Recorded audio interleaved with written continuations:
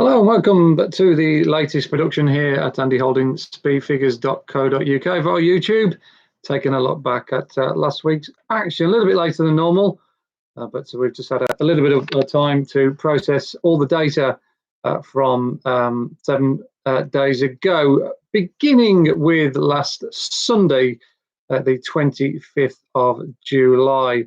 We saw a very good race at Pontefract take place on the Sunday, and it was won by Brunch, who's been a real stable star in recent times. A very consistent horse, not only on the figures, but predominantly up in the north.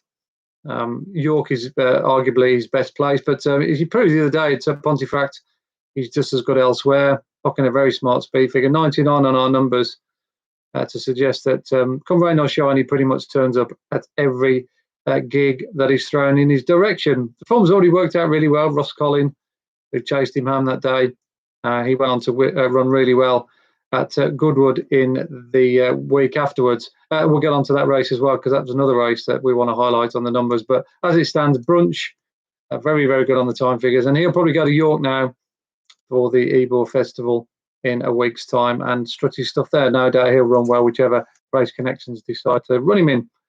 The first day of Glorious Goodwood saw another massive time figure from Trushan off the back of strong fractions. Alan King's Charge, despite pulling a little bit hard in the early stages, was still too strong for the rest of the field. Obviously, we didn't have Stradivarius in the race, which meant he was a short price favourite, but he still proved that under the right conditions, he's pretty much one of the best days around, and no doubt connections will have the Champions Day on their mind again, as they did last season when he rounded off last year in spectacular fashion in October. A 100 was the figure that we awarded to Trushan. A good mention goes out to the second as well, Away He Goes, who chased him home, Ismail Mohammed's Charge.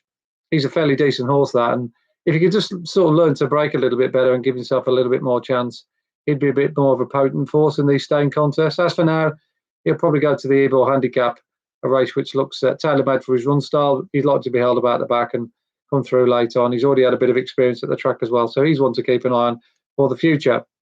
On to the next day, and Armour was a very good performance. Not a time figure touching the likes of Brunch and Trushan and some of the others we're going to mention, but for a 2-year-old, a speed figure of 90 is always worth keeping on the right side of, and he very much seems to be a juvenile going in the right direction. He was a creditable fifth behind Chipotle, of course, in the Windsor Castle Stakes at Royal Ascot, but he wasn't quite right that day. I don't think he really brought his A game towards the table. He had a setback prior to Royal Ascot. I don't think he was quite cherry right that day, but he showed what he really can do by beating a really good Molecombe Field in a fast time. Like I said, 90 for Richard Hannon's juvenile. He's a very good time figure. The day after, again, another sprinter that caught the eye was When the Dealing's Done, who was a creditable fifth at Newmarket the time before, but given a fast run, straight 5 furlongs at Goodwood, he was really good. Twilight Calls looked as though he'd got all bases covered going into that race, having clocked a big number the time before at Newmarket, and he was all the rage. But to be fair to Roger Teal's Charge, he dismissed him fairly readily in the latter stages. And Roger Teal looks as though he's got another cab off the rank, as it were, to go alongside the mighty Oxted. So When the Dealing's Done, a sprinter very much going places. We gave him a 100 rating. Another horse that clocked 100 was Maidane in their Golden Mile the day after. Mark Johnson had a good meeting, and this horse got his due rewards for a series of decent efforts. He clearly loves it at Goodwood. He won the Air the year before on Mile a Quarter, and the decision to drop him back to a mile handsomely paid off. Ross Collin, horse that we mentioned early on in the piece, who chased home Brunch in a good time figure on the Sunday, once again posted another big figure in second, and he's a horse very much to keep on the right side of in future handicaps, maybe at York next week. A couple more to mention. Emiratiana was very good on the Sunday, the 31st of July, clocking a 97 at Hamilton, but back end sectionals are also very good from Kevin Ryan's Charge. 32.3 he did from 3 out, which is very good considering there's an incline there at the Scottish venue.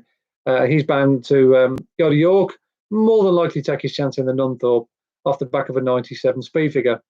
The last one is one that needs no second introduction.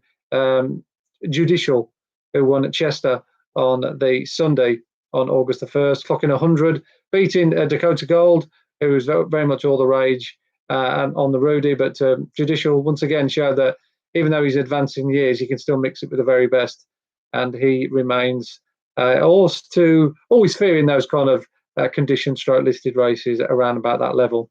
Okay, there we go from last week. Just a few names to conjure with: Brunch, Trushan, Armour, When the Dealing's Done, Maidani, Emiratiana, and Judicial were the very best of the time figures that we got.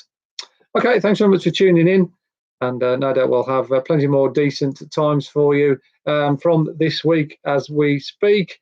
And we're all gearing up towards York as well for the following week. So plenty of action to come, and hopefully we'll have your company throughout the course of the remainder of the flat season. So until next week, it's bye from me for now.